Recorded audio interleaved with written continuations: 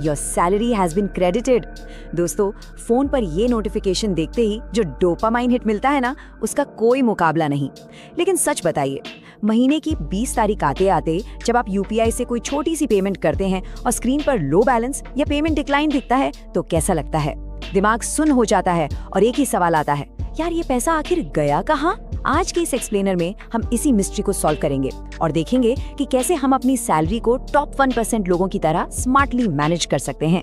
Welcome to our channel smart retailer Amit. अगर आप इस चैनल पर नए हैं तो प्लीज सब्सक्राइब कर लीजिए ताकि स्टॉक मार्केट की कोई भी बड़ी अपडेट, न्यूज या ब्रेकिंग एनालिसिस आप मिस ना करें। चलिए बिना टाइम वेस्ट किए शुरू करते हैं।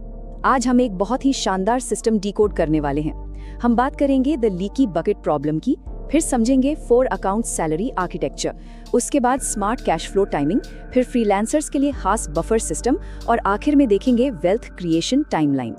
तो चलिए बिना टाइम वेस्ट किए सीधा मुद्दे पर आते हैं। चलिए सबसे पहले बात करते हैं सेक्शन 1 की, द लीकी बकेट प्रॉब्लम। ये एक ऐसी बीमारी है जो हम में से ज्यादातर लोगों को लगी हुई है। हम सब अच्छी खासी सैलरी कमा रहे हैं, फिर भी मंथ एंड तक आते आते सर्वाइवल मोड ऑन क्यों हो जाता है? एल्बर्ट आइंस्टाइन ने कहा था कि कंपाउंड इंटरेस्ट दुनिया का 8वां अजूबा है, राइट? लेकिन इस सोच के मुताबिक हमारी इंडियन मिडिल क्लास का कंपाउंड स्पेंडिंग 9वां अजूबा है। हमारी असली प्रॉब्लम हमारी इनकम नहीं है, बल्कि वो इनविजिबल सिस्टम है जो हमारे खर्चों को कंपाउंड होने दे रहा है। जरा इस नंबर पर गौर कीजिए, 1,80,000 रुपए। शॉकिंग है ना? सोर्स में श्रेया नाम की एक बिजनेस एनालिस्ट की केस स्टडी है। वो रोज सुबह की कॉफी, ऑफिस में फूड डिलीवरी और वीकेंड के प्लान्स पर खर्च करती थी। उसे अंदाजा भी नहीं था कि बिना कोई बड़ी शॉपिंग किए साल भर में उसने ये भारी भरकम रकम सिर्फ बाहर के खाने और छोटी छोटी चीजों पर उड़ा दी। इसे ही कहते हैं एक इनविजिबल लीकी बकेट, जो हमारी मेहनत की कमाई को चुपचाप निगल रही है। हमारा दिमाग ना बड़े खर्चों को तो भांप लेता है, लेकिन डेली के इन छोटे खर्चों को इग्नोर कर देता है। फाइनेंस की दुनिया में इसे डेथ बाय 1000 कट्स कहते हैं। ये कट्स आते कहां से हैं? पहला, कन्वीनियंस यानी कैब्स और फूड डिलीवरी। दूसरा, सोशल प्रेशर जैसे फैंसी रेस्टोरेंट्स में जाना या महंगे गिफ्ट्स देना। और तीसरा, इमोशनल शॉपिंग और वो अनगिनत डिजिटल सब्सक्रिप्शंस जिन्हें हम कभी इस्तेमाल भी नहीं करते। ये छोटे छोटे लीक्स हर महीने हमारे हजारों रुपए बहा ले जाते हैं। तो सवाल ये है कि इसका परमानेंट इलाज क्या है? इसका जवाब है section 2, the 4 account salary architecture, एक ऑटोमेटेड सैलरी सिस्टम। देखिए, अपने खर्चों को कंट्रोल करने के लिए सिर्फ अपनी विल पावर पर डिपेंड रहना बहुत मुश्किल है। हमें एक सॉलिड ऑटोमेटेड डिजाइन की जरूरत है। अब बहुत से फाइनेंस गुरु 7 या 8 अकाउंट का सिस्टम बताते हैं, जो प्रैक्टिकली बहुत ओवरवेलमिंग हो जाता है। इसलिए इंडियन बैंकिंग हैबिट्स को ध्यान में रखते हुए इसे सिर्फ 4 सिंपल स्टेप्स या कहें 4 अकाउंट्स में ब्रेक डाउन किया गया है। ये एक ऐसा बुलेट प्रूफ सिस्टम है जो पैसे को ऑटो पायलट पर मैनेज करेगा। इसमें सबसे पहला है अकाउंट 1 यानी सेंट्रल कमांड। ये मेन सैलरी अकाउंट होगा जो पूरी तरह से एक जीरो बैलेंस डिस्ट्रीब्यूशन वेयरहाउस की तरह काम करेगा। इसका सीधा सा रूल है, इस अकाउंट से कभी भी कोई भी डायरेक्ट खर्चा नहीं करना है। इसका बस एक ही काम है, सैलरी रिसीव करना और उसे ऑटोमेटिकली बाकी के अकाउंट्स में ट्रांसफर कर देना। दूसरा है अकाउंट 2 यानी सिक्योरिटी वॉल्ट। ये एक हाई यील्ड सेविंग्स अकाउंट होना चाहिए। इस वॉल्ट को 2 हिस्सों में बांटना है। 60% पैसा जाएगा इमरजेंसी फंड में, जो किसी भी बुरी सिचुएशन में 6 महीने के सर्वाइवल खर्चे कवर करेगा, और बाकी का 40% जाएगा गोल बेस्ड सेविंग्स में, जैसे कि वो ड्रीम वेकेशन या नई गाड़ी की डाउन पेमेंट। अब जब गोल बेस्ड सेविंग्स की बात आती है तो उसे ऑप्टिमाइज करना बहुत जरूरी है। सोर्स मटेरियल यहाँ विंट वेल्थ का जिक्र करता है।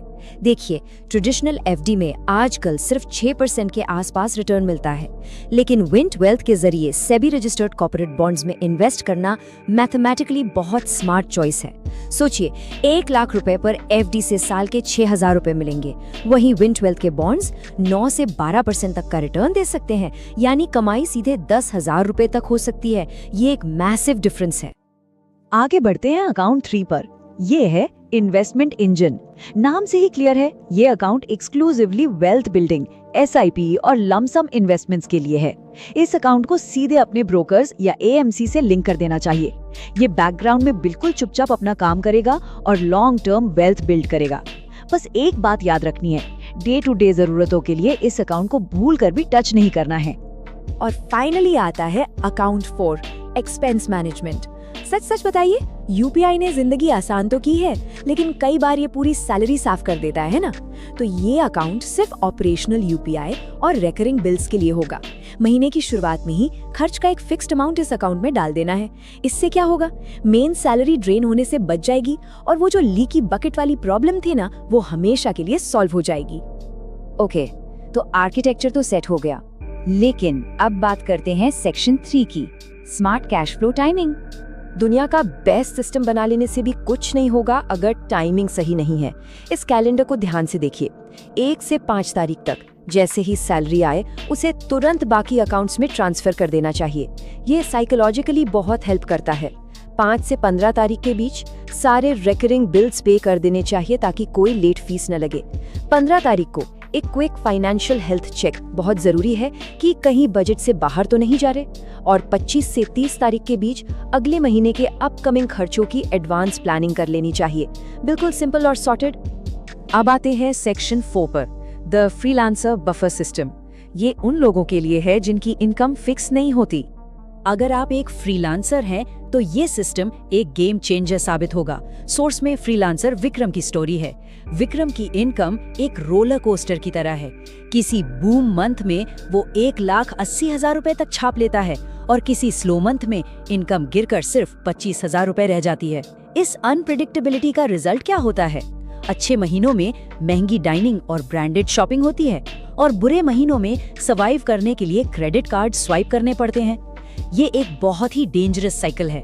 इस स्ट्रेस से बचने का सबसे बेहतरीन तरीका है बफर सिस्टम। इसका मतलब है पिछले 12 महीनों की इनकम का एक रियलिस्टिक एवरेज निकालना और अपने फिक्स्ड पर्सनल खर्चों को उसी लिमिट पर लॉक कर देना। अब अगर किसी महीने इनकम इस फिक्स्ड अमाउंट से ज्यादा होती है तो उस एक्स्ट्रा पैसे को एक बफर फंड यानी सेफ्टी नेट में डाल दिया जाता है। बिजनेस के पैसे को पर्सनल सैलरी से अलग रखने पर जो शांति और साइकोलॉजिकल सेफ्टी मिलती है ना, वो कमाल की है। स्लो महीनों का स्ट्रेस बिल्कुल छूमंतर हो जाता है। चलिए, अब हम अपने एक्सप्लेनर के आखिरी और सबसे एक्साइटिंग सेक्शन पर आ गए हैं, सेक्शन 5, वेल्थ क्रिएशन टाइमलाइन। जब इस 4 अकाउंट सिस्टम को पर्पसफुली फॉलो किया जाता है तो अगले 5 साल का रोड मैप बहुत ही शानदार दिखता है। पहले 1 से 2 साल में पूरा फोकस एक सॉलिड इमरजेंसी फंड बनाने और अपने सारे कर्जे खत्म करने पर होना चाहिए। तीसरे से 5वें साल तक आते आते एक अच्छा खासा इन्वेस्टमेंट पोर्टफोलियो और एक्सीलेंट क्रेडिट स्कोर बिल्ड हो जाता है और 5 साल के बाद फाइनेंशियल इंडिपेंडेंस और वो ड्रीम गोल्स बिल्कुल करीब आ जाते हैं जो कभी इम्पॉसिबल लगते थे। इस पूरे सोर्स मटेरियल की फिलॉसफी को ये एक लाइन बहुत ही परफेक्शन के साथ समराइज करती है। पैसा कमाना एक स्किल है, उसे बचाना एक आर्ट है और उसे कंपाउंड करना एक साइंस है।